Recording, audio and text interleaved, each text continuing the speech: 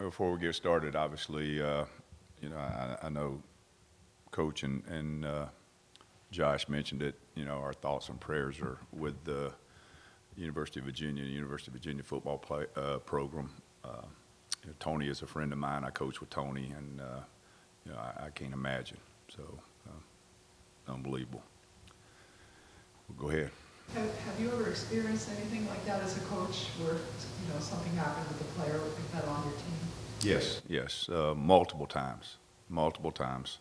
But it was just one isolated incident. Not that. I mean, that's one family that's heartbroken, one football family that's heartbroken, but not three. It's unimaginable. Players at all about that kind of thing, just life lessons, or sure, just absolutely. If they're worried or yeah, I mean, we're teachers, and we're teachers of life first. That's the beauty of the game of football, is that yes, it's a game, and we've really made it very complicated and complex, and it's got its own challenges, but there's a lot of life lessons in it. We're parents in terms of to the players, surrogate parents, if you will. We're teachers. You got to be on them about homework and going to class and those kind of things, and then all the things that happen. Not just just like 9/11 happened one day, and we're in the middle of football season. We got a game that week. You got to address those things, and you just don't walk in and throw football on. If you say you care, you got to show them you care.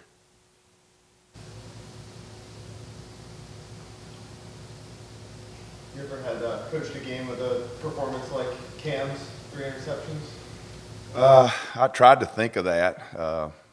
I've been around a lot of turnovers in a game where we got a lot of turnovers. I can't remember if it was one guy.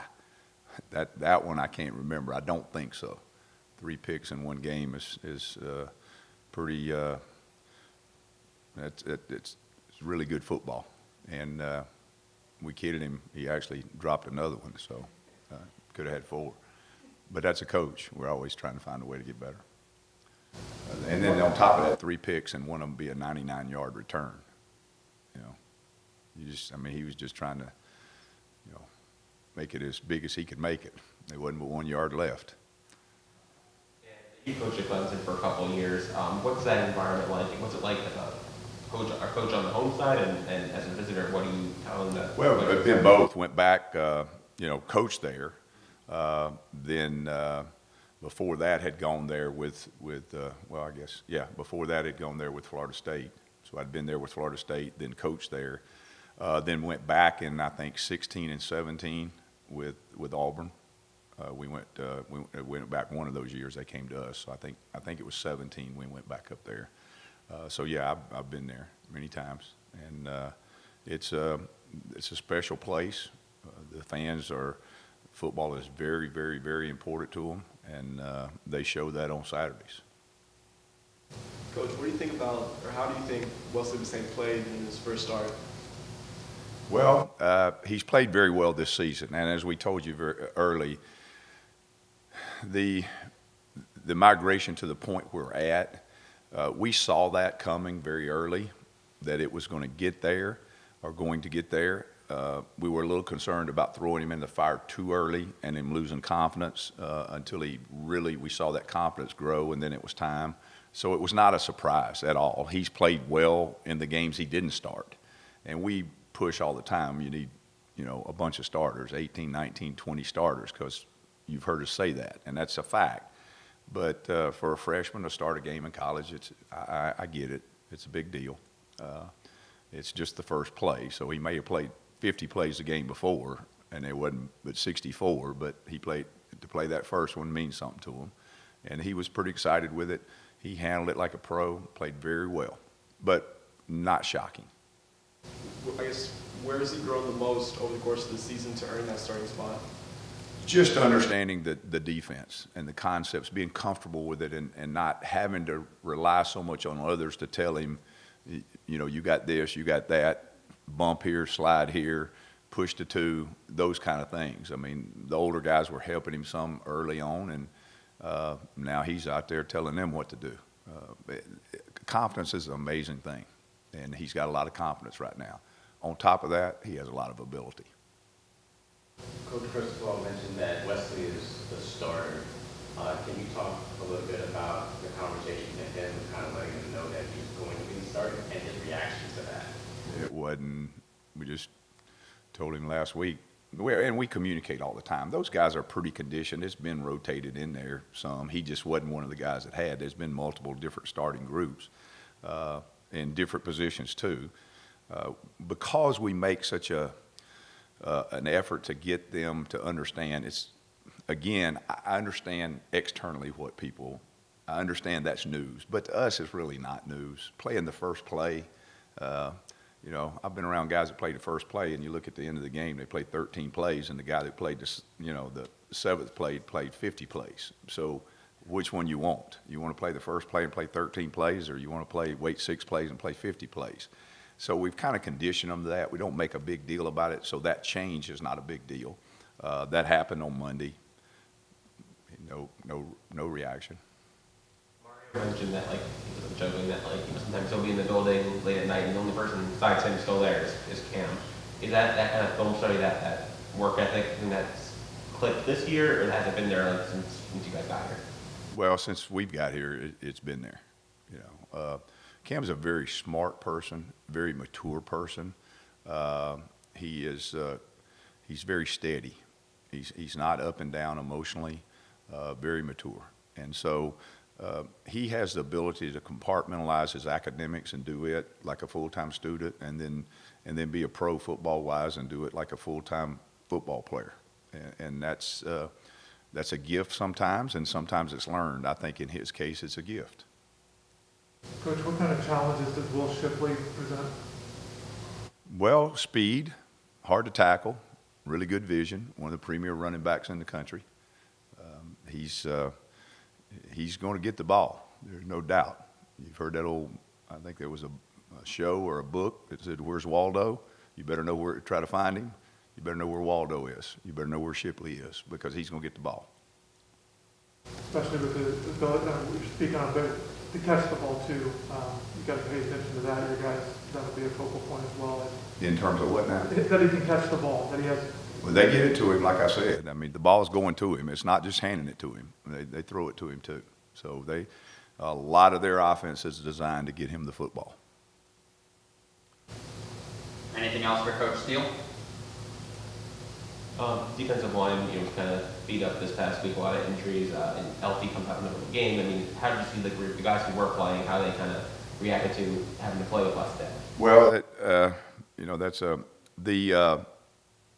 the thing about last week. The first thing you need to know before I get to the frustrating part was that was the most complete game on video we've played. Conceptually, the concepts in which we were in, we were on top of. There were very, very few errors, very few violations, very few loss of gap.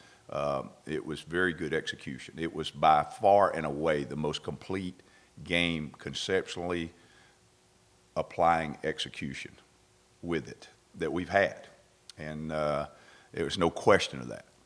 I mean, it's very clear. It was fun to watch. Now, there was some frustration there because we started substituting late in the game. I think they had 261 total yards, and then with some of our young guys, we had the opportunity to put them in the fire, not practice field, and you know, they moved the ball a little bit, and of course that was frustrating, but it was a blessing too, because they now know, hey, this happens a lot faster than it happens on the practice field, and you got to be on top of this thing like you're a starter every week. They felt it now. They don't have to just hear us. You got to prepare like you're a starter. You may be out there. Well, you know, after 3, 4, 5, 6 weeks and you hadn't been out there, do you really prepare like a starter? Well, that's the growth process. Well, you know, now you touch the stove, you know it's hot. You need to go prepare like a starter. So that was good in a lot of ways, because we spent as much time on the last 20 plays of the tape as we did on the rest of it. The rest of it was very good. But teaching those young guys, because we're going to need them. There are a lot of young guys out there. To answer your question about, you know, again, we go back and we try to keep a large group of those D linemen prepared. And I know sometimes people, well, why isn't he out there? Why didn't he, why is this? Why is that? Well, now you know why. You don't want the first play in a crucial situation of a guy to be out there playing that hadn't played all year long because he's standing watching somebody else play, when you're trying to keep them fresh and have other people prepared. Because when you play the position where you got 300 pounds lined up on this ear and 300 pounds lined up on this ear, that's a hard job. And the wear and tear of a season puts you in a situation where you have to have multiple people. And those other guys went in there, they really, really did a good job. I mean, better than a good job. They did their job to the fullest, and it was good to see. Cyrus Moss almost got himself a sack on Saturday. I'm just curious, what have you seen from him development-wise over the course of this year? Almost? Where's your standard there? No, I'm just kidding you. You hit on a little deal. There was 3 sacks we left on the field in that last drive, so that's why you kind of hit a little nerve. I mean, 3 clean sacks, real clean sacks, game-over sacks. And so, Cyrus is a long guy that is trying to develop his body. He's a long, linear basketball build guy that the weight room is helping him. He had a good spring, but then there were some other guys that came in that are more physically ready to play. He's very close to that, very, very close. He's really, really a sharp. It's important to him, and he's got a skill set. He's got a skill set to rush the passer. We need to get that sack, though. Receiving tackle for loss. Was that designed that way, or was that something that he saw? No, that was a corner cat. It was a corner call cat. Now, what threw people off, and really, we talked about this, sometimes they may have thought the motion triggered it. It didn't. It was called. That may have been why we didn't get any more motion that way, but that was not. It was a call. It was a call. It was just, sometimes they go real fast, sometimes they don't, and on that, they were in pistol, and you saw the back go line up there and still had time, so that one was kind of easy. Last question. What is it that Cam Kitchens does well in between the lines? We know he studies, right? But he seems to always be. Eyes. People don't understand. You do not have any idea. Eyes are as important to a football player as they are a NASCAR driver with 50 cars around them going 200 miles an hour. You better have your eyes on what you're supposed to have it on, and he has phenomenal eyes. Awesome. Thanks, Coach. Thank you.